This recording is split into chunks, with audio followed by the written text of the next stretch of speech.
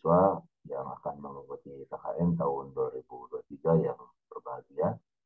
Di video kali ini, perkenalkan, Bapak salah satu tim yang ditunjuk oleh LP2M untuk bergabung bersama-sama para mahasiswa memberikan penjelasan tentang petunjuk teknis dan penjaminan mutu KKN Sisdamas Moderasi Beragama tahun 2023 ya. Selanjutnya dalam video kali ini akan dijelaskan secara singkat apa dan bagaimana KKN Sisdamas Moderasi Beragama ditambah juga dengan bagaimana penjaminan mutu dalam kegiatan KKN tersebut. Baik, slide yang pertama adalah menjelaskan tentang apa itu KKN Sisdamas Moderasi Beragama.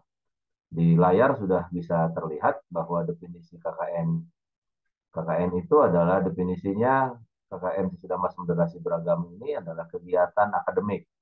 Jadi ini kegiatan perkuliahan sama sebetulnya ya, sama dengan kegiatan perkuliahan, sama dengan kegiatan nanti Anda melakukan penelitian untuk skripsi. Nah, ini sekarang kegiatan pembelajarannya objeknya kepada masyarakat. Jadi kegiatan akademik yang dilakukan dalam bentuk pengabdian kepada masyarakat. Pengabdian itu memberikan pelayanan kepada masyarakat oleh para mahasiswa tentu saja ya, sesuai dengan bidang ilmu masing-masing, dengan bimbingan dosen pembimbing lapangan.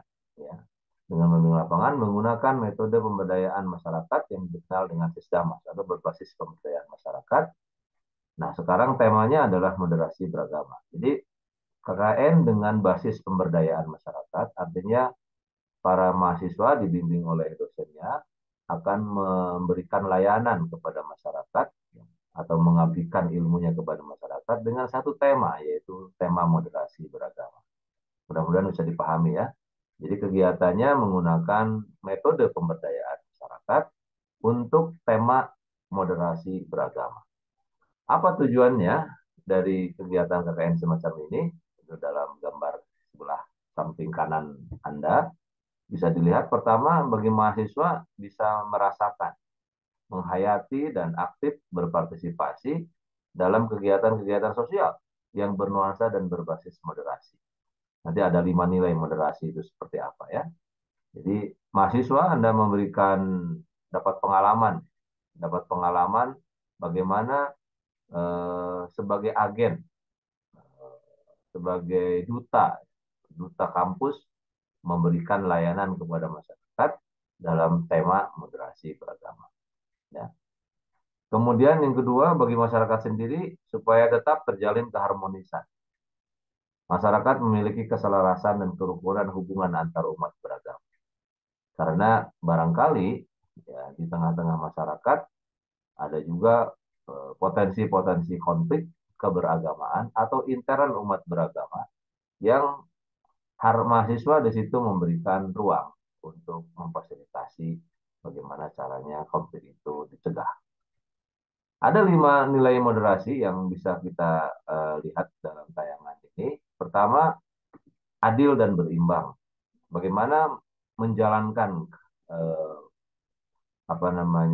ajaran agama, ya, menjalankan ajaran agama itu dilakukan tidak berlebih-lebihan, ya, karena salah satu sifat yang tidak diinginkan dalam menjalankan agama yaitu dia melebihi atau melampaui batas yang sudah ditentukan. Beribadah setiap hari tanpa dia melakukan aktivitas dunia yang lainnya, sampai kemudian keluarganya ditinggalkan, kemudian kewajibannya tidak dilaksanakan, tentu itulah salah satu batasan orang melebihi batas atau juga melampaui, ya, melampaui batasan sesungguhnya. Oleh karena itu, pemahaman semacam ini harus diajarkan kepada masyarakat atau juga diberikan pemahaman oleh mahasiswa dalam kegiatan KKN. Ada kerjasama, ada kasih sayang, ada toleransi, ada kemaslahatan.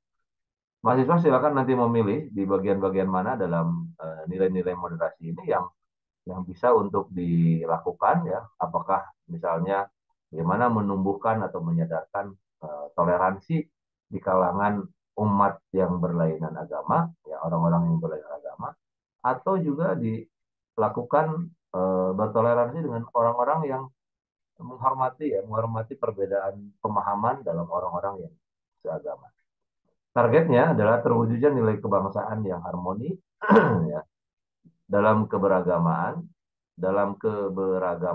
ya. Kemudian terjaga Bhinneka Tunggal Ika, terjaga kesatuan NKRI, terwujudnya masyarakat yang mandiri dan maju dalam kerangka kebinekaan dan keutuhan dalam dalam keragaman budaya. Jadi di sini mahasiswa dalam kegiatan KKN Sisda Mas Moderasi ini adalah mengupayakan agar kegiatan KKN tahun ini itu membangun semacam kesadaran intelektual, kesadaran spiritual untuk saling menghormati dengan orang-orang yang berlain agama, orang-orang yang sesama agama juga ya, karena mungkin ada perbedaan-perbedaan pemahaman yang terjadi di kalangan umat yang satu agama. Nah, itu targetnya. Kemudian yang berikutnya adalah potensi KKN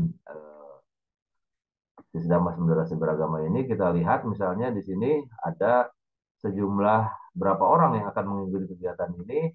Di sini disebutkan ada lebih kurang mahasiswa 6.300 ya. Ini di kolom mahasiswa. Kemudian mahasiswa PTKIN lainnya yang akan gabung juga dengan mahasiswa UIN Bandung sekitar 50 mahasiswa.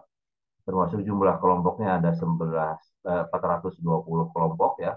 Kemudian juga yang lainnya adalah lokasi utama KKN ini ada di 3 kabupaten, 17 kecamatan dan 142 desa.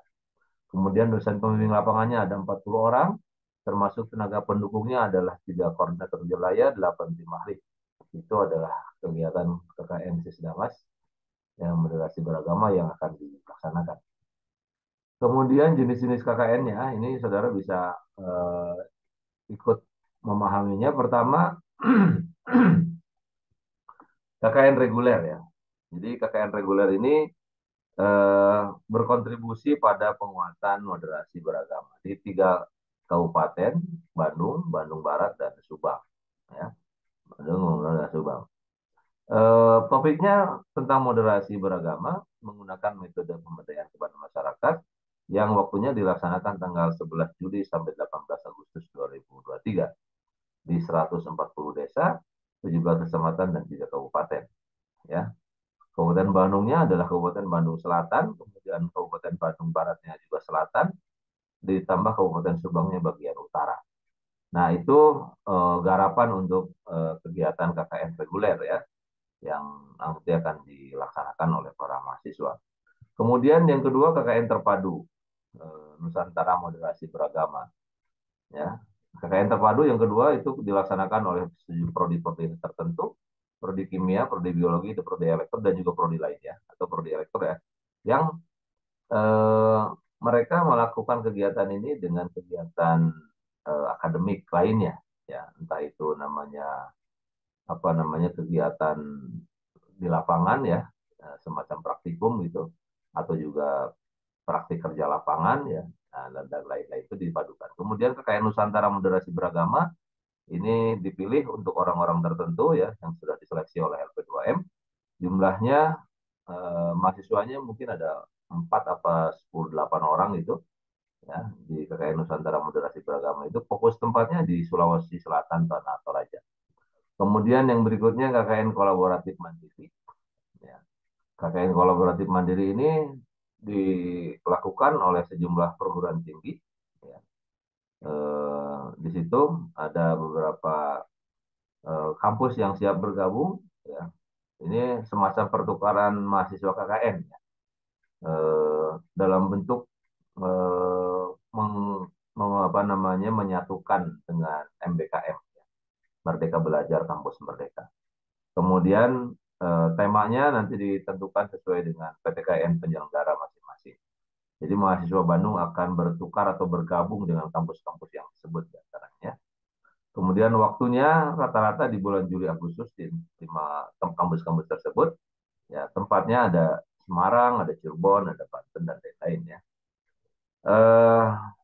Tentu saja untuk masing-masing kegiatan KKN tertentu yang kolaboratif, kemudian yang Nusantara Moderasi Beragama, termasuk yang nanti yang terakhir kita bahas KKN luar negeri mandiri itu dilakukan atas izin orang tua ya.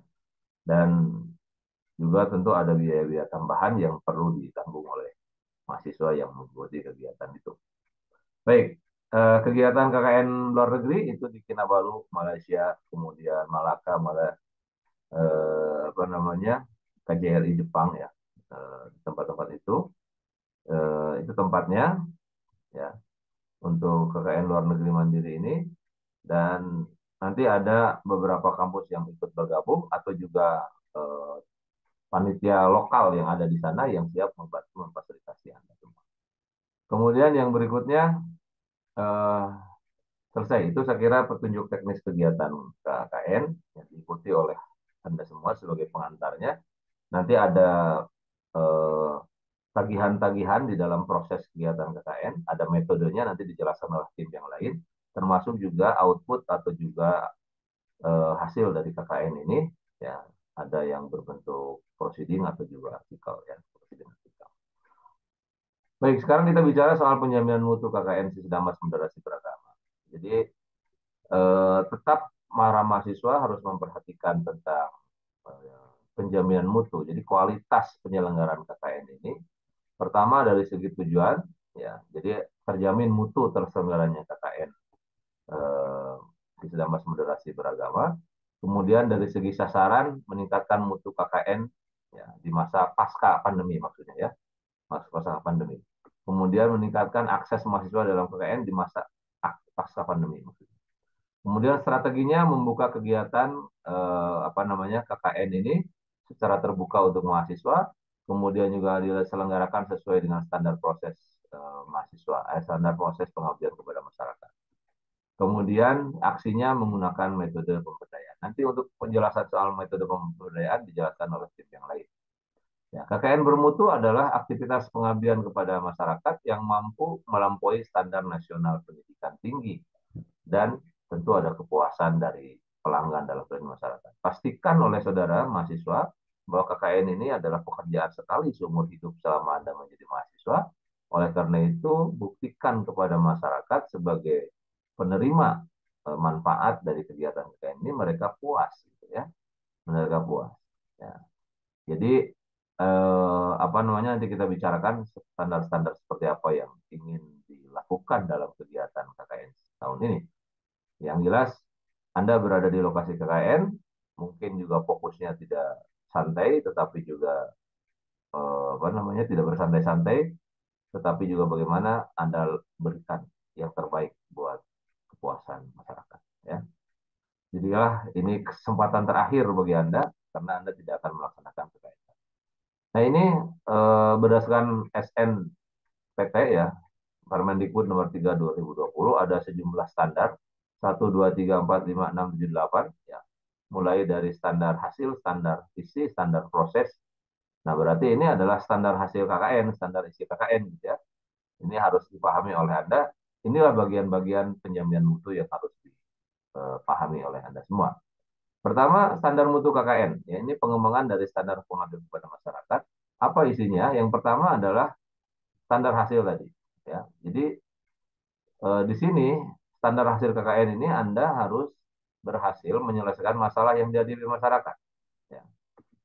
Dalam hal ini adalah bagaimana KKN moderasi beragama ini itu betul-betul mampu mencegah terjadinya eskalasi konflik, ya, mampu mencegah peningkatan pemahaman mereka tentang bagaimana mereka harus hidup bertoleransi. Ya. Kalau yang memanfaatkan teknologi tepat guna, ya tentu saja mungkin bukan hanya kegiatan KKN moderasi, tapi juga ada program-program spesifik di mana sesuai dengan keahlian dan prodi masing-masing Anda memanfaatkan teknologi yang ada. Termasuk juga menjadikan bahan pengembangan ilmu pengetahuan dan teknologi.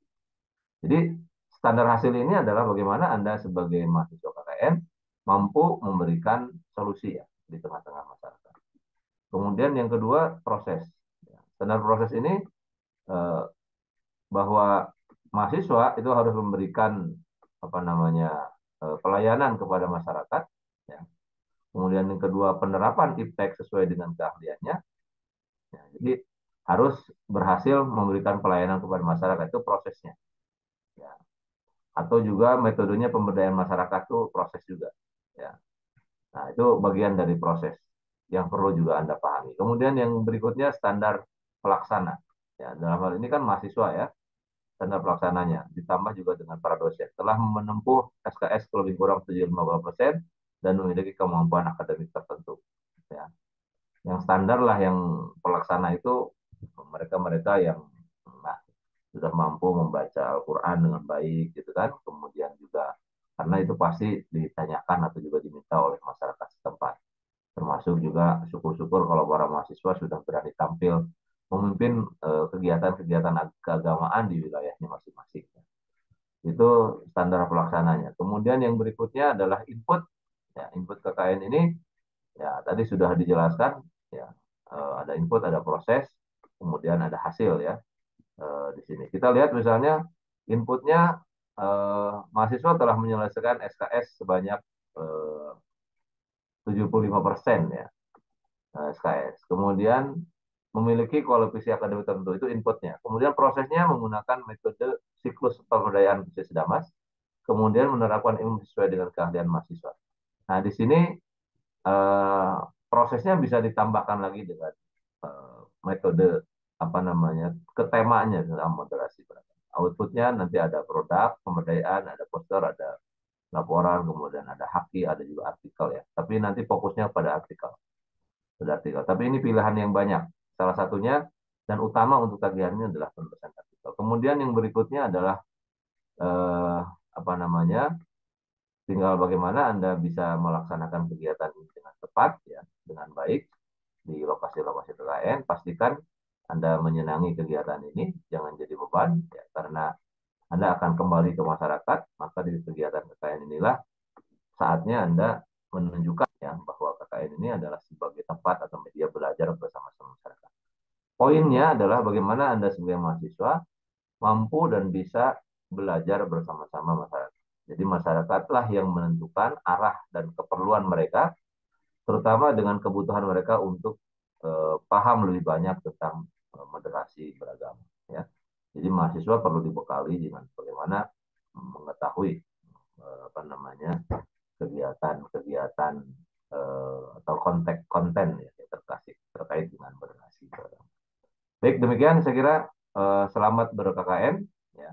Mudah-mudahan apa namanya memberikan banyak manfaat kepada masyarakat dan masyarakat yang ditinggalkan sangat terharu, kemudian mereka sangat terkenang, sangat terkesan dengan kehadiran Anda di lokasi KKN sehingga Anda bisa kembali ke situ, kemudian juga bersama-sama masyarakat di lokasi KKN ikut membangun eh, apa namanya kebutuhan mereka sesuai dengan aspirasi mereka dan tema kita di PKN tahun ini Anda punya keharusan, punya kewajiban untuk memberikan pemahaman kepada mereka tentang meditasi beragama. Terima kasih. Wallahul muwaffiq ila aqwamit thoriq. Assalamualaikum warahmatullahi wabarakatuh.